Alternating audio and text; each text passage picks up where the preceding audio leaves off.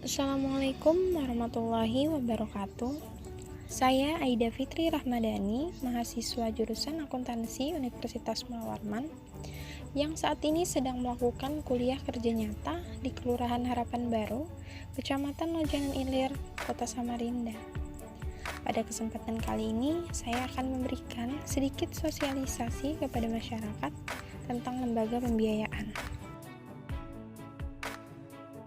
Berikut ini adalah beberapa topik utama yang akan saya bahas.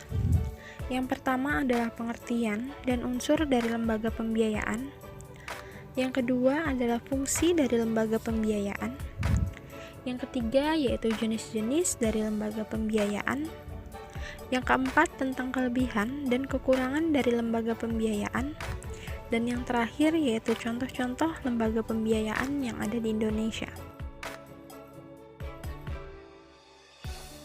Untuk pembahasan pertama, yaitu tentang pengertian lembaga pembiayaan.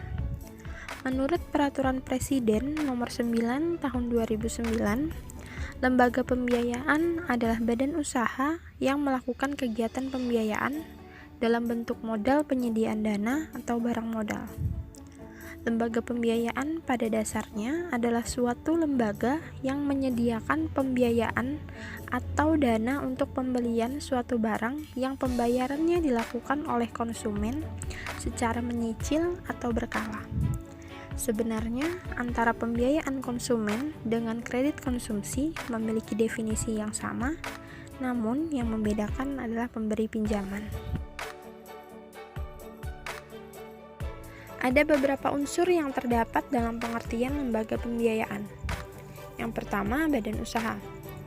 Badan usaha yaitu perusahaan pembiayaan yang khusus didirikan untuk melakukan kegiatan yang termasuk dalam bidang usaha lembaga pembiayaan.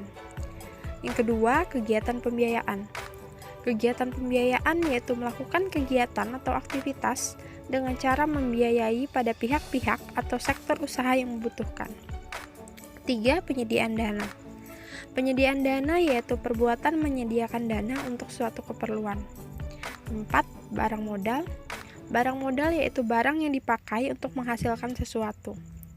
Kelima, masyarakat. Masyarakat yaitu sejumlah orang yang hidup bersama di suatu tempat. Yang terakhir, tidak menarik dana secara langsung.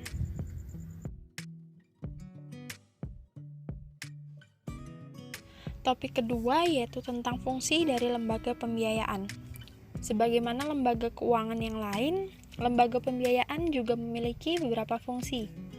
Lembaga pembiayaan mempunyai tujuan untuk meningkatkan kesejahteraan ekonomi dan juga kesempatan kerja. Oleh karena itu, pembiayaan yang tersedia harus dimanfaatkan sebaik-baiknya oleh para pengusaha di berbagai bidang. Lembaga pembiayaan juga mempunyai fungsi penting dalam perekonomian. Berikut ini adalah beberapa fungsi lembaga pembiayaan. Yang pertama, fungsi lembaga pembiayaan bagi masyarakat. Fungsi lembaga pembiayaan yang paling utama ialah membantu masyarakat dengan ekonomi lemah agar terbebas dari jeratan rentenir yang memberikan pinjaman dengan bunga tinggi. Dengan adanya lembaga pembiayaan, pengusaha kecil dengan modal terbatas bisa mendapatkan kredit dengan syarat mudah dan bunga yang ringan. Yang kedua, bagi pembangunan infrastruktur. Fungsi lembaga pembiayaan tidak hanya berguna untuk masyarakat dengan ekonomi lemah. Dalam dunia bisnis, termasuk pengembangan infrastruktur, keberadaan lembaga pembiayaan juga sangat diperlukan. Hal ini dikarenakan tidak semua pengembang infrastruktur dan pelaku bisnis juga memiliki biaya besar untuk tujuan mereka. Melalui lembaga pembiayaan, mereka bisa mendapatkan berbagai dana pinjaman, seperti pinjaman dana talangan, dana proyek, dan lain-lain. Sehingga ketersediaan dana bagi para pelaku bisnis sudah bukan menjadi masalah lagi. Karena fungsinya yang menyediakan dana, lembaga pembiayaan memiliki fungsi yang hampir mirip dengan bank umum. Setelah kita berbicara tentang pengertian serta fungsi dari lembaga pembiayaan, selanjutnya kita akan menelaah satu persatu jenis-jenis dari lembaga pembiayaan. Menurut Peraturan Presiden Nomor 9 Tahun 2009, Lembaga pembiayaan meliputi 1. Perusahaan pembiayaan. Yang kedua, perusahaan pembiayaan infrastruktur. Mari kita bahas satu persatu dari 2 jenis lembaga pembiayaan yang ada. Yang pertama adalah perusahaan pembiayaan. Perusahaan pembiayaan adalah badan usaha yang khusus didirikan untuk melakukan kegiatan usaha yang meliputi 1. Sewa guna usaha. Sewa guna usaha atau leasing adalah kegiatan pembiayaan dalam bentuk penyediaan barang modal, baik secara sewa guna usaha dengan hak opsi maupun sewa guna usaha tanpa hak opsi, untuk digunakan oleh penyewa guna usaha selama jangka waktu tertentu berdasarkan pembayaran secara angsuran. Yang kedua, anjak piutang. Anjak piutang adalah kegiatan pembiayaan dalam bentuk pembelian piutang dagang jangka pendek suatu perusahaan. Berikut pengurusan atas piutang tersebut. Yang ketiga adalah pembiayaan konsumen.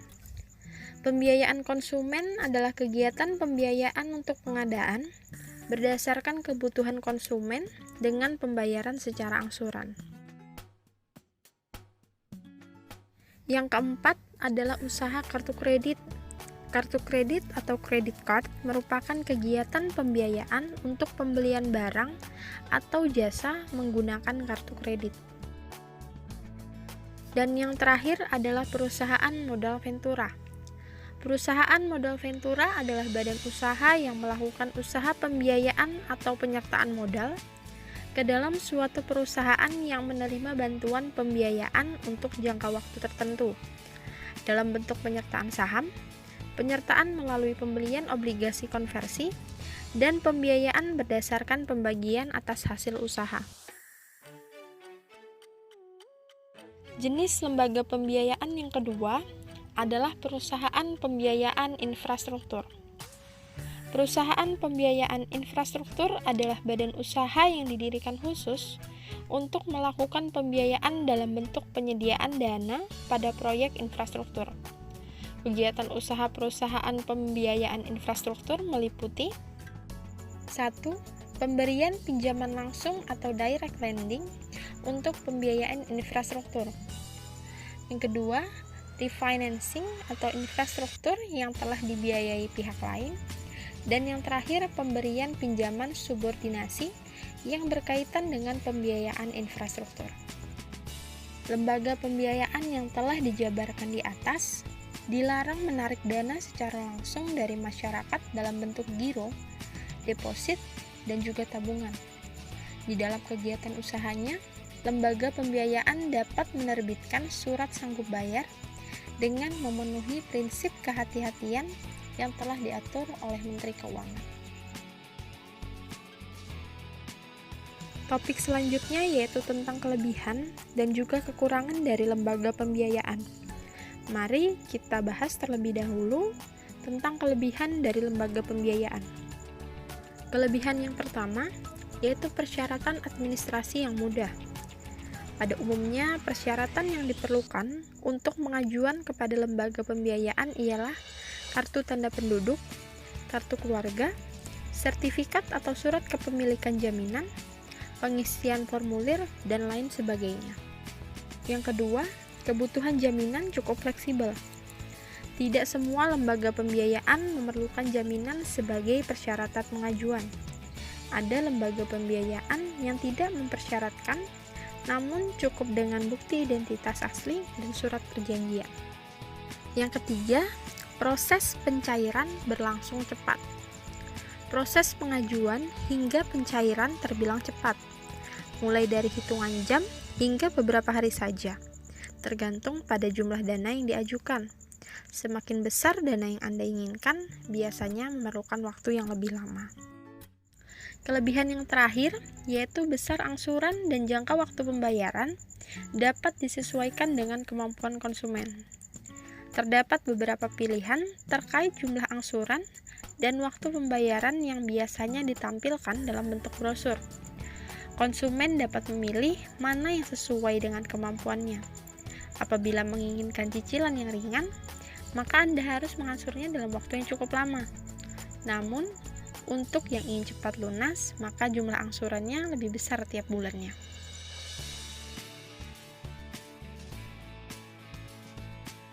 Selanjutnya, kita akan membahas tentang kekurangan dari lembaga pembiayaan. Kekurangan yang pertama, yaitu kredibilitas lembaga pembiayaan dan konsumen yang terkadang meragukan. Fleksibilitas terhadap persyaratan administrasi dari lembaga pembiayaan terkadang memudahkan pihak yang tidak bertanggung jawab ketika mengajukan pembiayaan. Ada yang kemudian berhenti mengangsur dan entah di mana keberadaannya. Hal ini jelas merugikan lembaga pembiayaan tersebut. Perlu diketahui pula bahwa ada jenis lembaga pembiayaan yang bersifat bodong. Mereka menawarkan jasa pembiayaan, namun pada akhirnya hanya uang konsumenlah yang mereka incar. Karena itu, Anda harus berhati-hati dalam memilih lembaga pembiayaan. Pilihlah yang sudah secara resmi terdaftar dalam Otoritas Jasa Keuangan atau OJK. Kekurangan yang kedua, yaitu bunga terbilang besar. Bunga yang dibebankan oleh lembaga pembiayaan tergolong lebih besar daripada bank. Bunga ini bahkan akan terus bertambah dalam hitungan bulan atau bahkan hari, seiring dengan telatnya Anda membayar angsuran. Oleh karena itu, ada kasus di mana jumlah bunga lebih besar daripada dana yang dipinjam oleh konsumen. Sebenarnya ini cukup wajar, sebab dari segi proses dan prosedur jauh lebih unggul dari pihak perbankan. Apalagi saat ini bunganya pun cukup relatif terjangkau. Yang ketiga, adanya sistem penalti. Setiap perjanjian dalam sistem lembaga pembiayaan harus disepakati oleh konsumen, termasuk diantaranya jumlah dan jangka waktu angsuran. Apabila konsumen ingin melunasi lebih awal pinjamannya, maka akan dikenakan penalti dengan membayar denda sesuai dengan perjanjian. Dan kekurangan yang terakhir yaitu penarikan jaminan. Jika Anda telat membayar pinjaman hingga jatuh tempo dalam beberapa bulan, maka akan ada sanksi yang dikenakan oleh lembaga pembiayaan. Awalnya berupa surat peringatan, namun jika sudah melewati batas tertentu, maka jaminan yang ada dalam kesepakatan akan ditarik sebagai bentuk pelunasan pinjaman.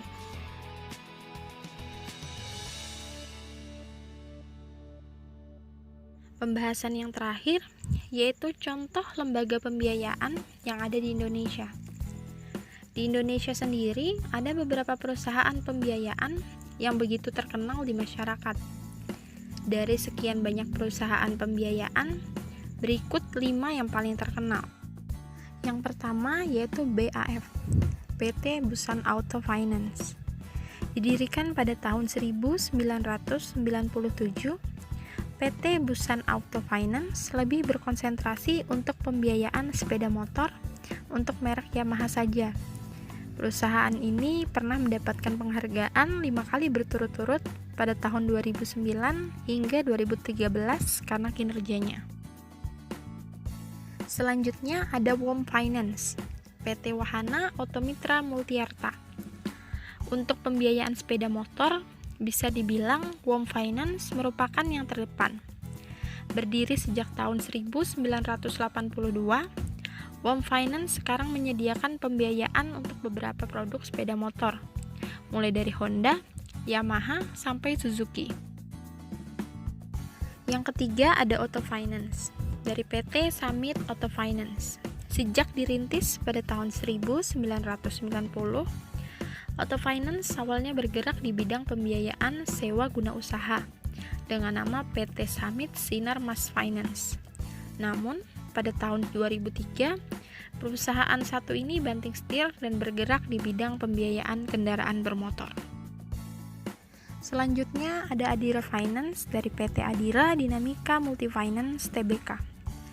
Didirikan pada tahun 1990, sekarang nama Adira Finance sebagai perusahaan pembiayaan begitu populer, terutama untuk pembiayaan kendaraan bermotor di Indonesia. Dan yang terakhir ada FIF, PT Federal International Finance. Semenjak berdiri pada tahun 1989 dengan nama Mitra Pusaka Arta Finance, Perusahaan satu ini menancapkan tajinya dalam bisnis di sektor finansial di Indonesia. Perusahaan ini pun berganti nama seiring berjalannya waktu dan sekarang menjadi perusahaan pembiayaan paling besar di Indonesia. Sekian sosialisasi tentang lembaga pembiayaan dari saya. Semoga bisa bermanfaat bagi yang menonton. Saya akhiri. Wassalamualaikum warahmatullahi wabarakatuh.